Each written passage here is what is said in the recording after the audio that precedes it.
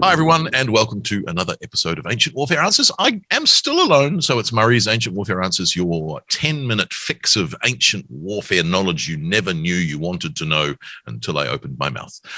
You can ask us one of these questions. We've got a question from Bertrand via Messenger coming up, and it's quite a short question, which is good, but it will be a long answer. I might have to talk quite quickly to get the 10 minutes in. You, of course, can ask a question. You can send us a message. You can contact us on Messenger.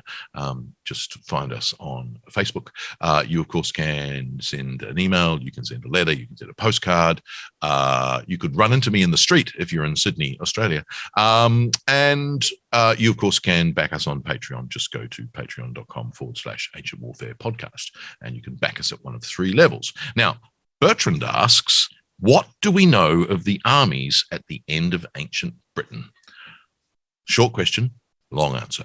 Now, the fascinating thing about the end of Roman Britain is, when was it? Firstly, when are we talking about no longer Roman Britain, beginning of medieval or Dark Age Britain? And once upon a time, you might be able to say, well, it's definitely this date. And chances are you're wrong. But what you've got, therefore, is Britain is on the periphery of the Roman Empire from the time, essentially, of Hadrian's Wall being built 1900 years ago this year, in 122 AD, because they no longer look to conquer the entire island. There is a campaign under Antoninus Pius, but then they back away, and you get Hadrian's Wall as the boundary.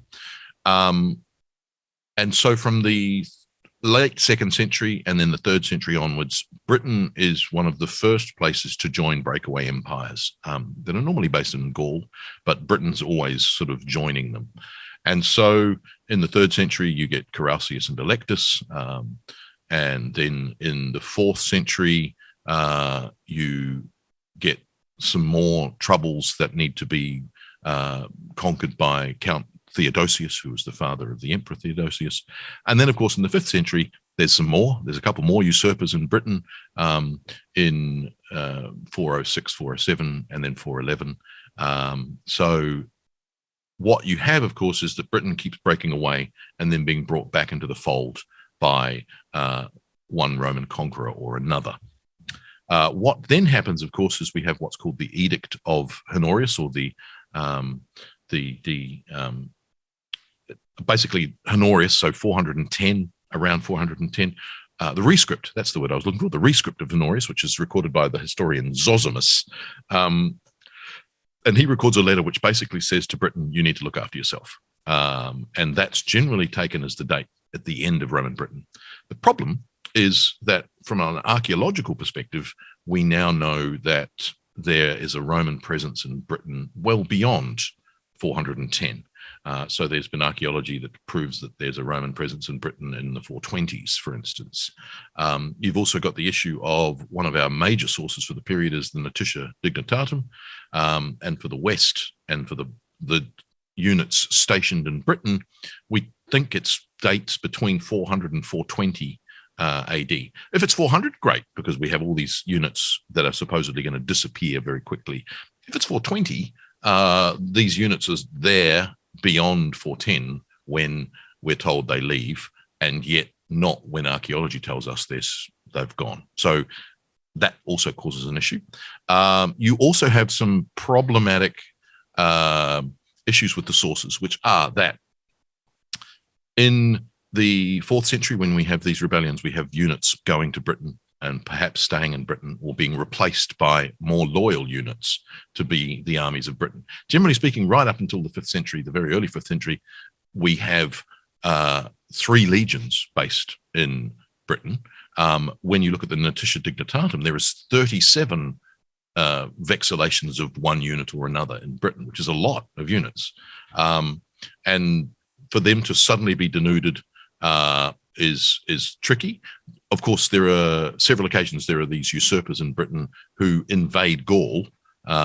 So there's one in the late 4th century, and then there's another two in the early 5th century, and they both invade Gaul.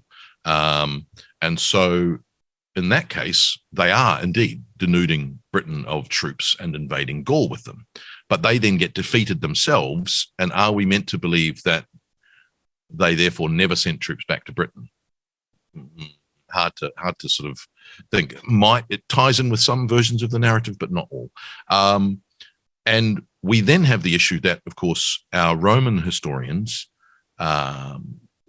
end with Ammianus Marcellinus, and we then have a whole series of less reliable historians. We've got Zosimus and Procopius, but they're based in Constantinople. We've got the Gallic Chronicle of 511, the Gallic Chronicle 552, and a couple of other authors. But what we then start to get is historians who are either Dark Age historians or they're writing later about Roman Britain. So Gildas, for instance, is a contemporary of Procopius, and he writes a sermon. So it's not a history, which we need to be very careful of. It's about the ruin of Britain. And he's basically doing a classic, back in my day, you guys ruined the country. But it's a source of what has gone wrong with Britain. And he tells us these versions of, troops leaving Rome, but it's Roman troops leaving Britain, but it's very hard to pin down what date he's talking about. You then get Bede writing in the 8th century AD, telling us about what happened in Britain from, Julius Caesar upwards. And the problem there is, of course, he's writing 2 or 3 centuries after the events in the 4th and 5th century, telling us what happened. And you then get historians like Nennius and then the Anglo-Saxon Chronicle. So there's this gap, hence Dark Age, where we've got great Roman historians, then they stop. And then we've got medieval historians who are explaining medieval England, and they are giving us a very different picture. What we get, of course, is an appeal from Roman Britain well after 410 to someone named Aegitius. Now, Aegitius, we don't know who Aegitius is, but we think it's Aetius, who, of course, Flavius Aetius, is the Roman Magister Militum who defeats. Well, is it a defeat? It's really just a draw at the Catalonian plains against Attila the Hun in 451. So how, if Roman Britain was abandoned by the Romans earlier in the century, are they still asking for help from Aetius in 450s? And so that picture basically makes it look like the Roman presence in Britain lasts a lot longer in the 5th century than we would normally think. That's complicated by the fact that the first Saxon invasion of Britain is usually dated to 449 AD. And the reason for that incredibly exact date is that Gildas tells us that he was writing in the 44th year, and he gives us the date of the Battle of Badon, the hill Battle of Mount Badon, which of course is associated with Arthur, which is a whole different story. But the problem is, what 44 years is he talking about? Bede interprets it to be that Gildas was 44 and was writing that year 44 years after the Battle of Badon. And so therefore the Saxon invasion happens in 449 because he dates the Battle of Badon to 493. Can't do maths. So there's the 44 years, 493 backwards, 449. Of course, it could mean that he was writing 44 years after. So it could be in the 530s, not the 440s. So that's a problem in itself. And of course, if you accept one set, how can you have the Saxon invasion of Britain at the same time that Britain's appealing to Rome to bring more troops in the 450s? Do we reject one set and keep the other? It's very hard to say. And of course, the Anglo-Saxon Chronicle gives us the dates of the Saxon invasions.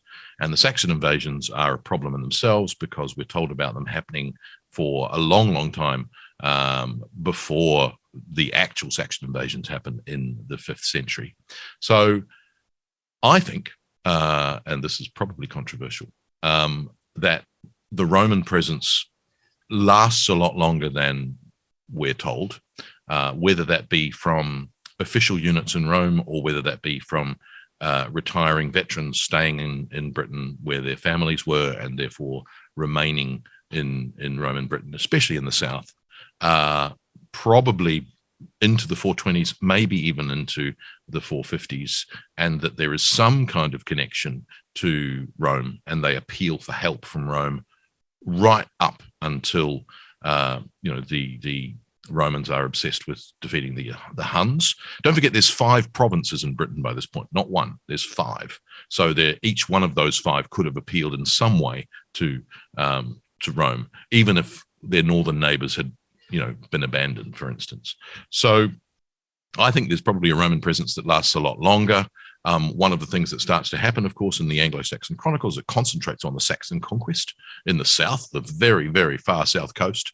And so that kind of skews things. We don't get to hear much about what else is going on. So I think that the Roman presence is much later, which is supported by archaeology, that the units are probably left to their own devices, which fits that, but they're not withdrawn, so to speak. They just become less and less capable of defending Britain. So there is an army, and of course, what evolves in Vortigern and other warlords in Britain is the remnants of a Roman army, and then it becomes a sub-Roman army.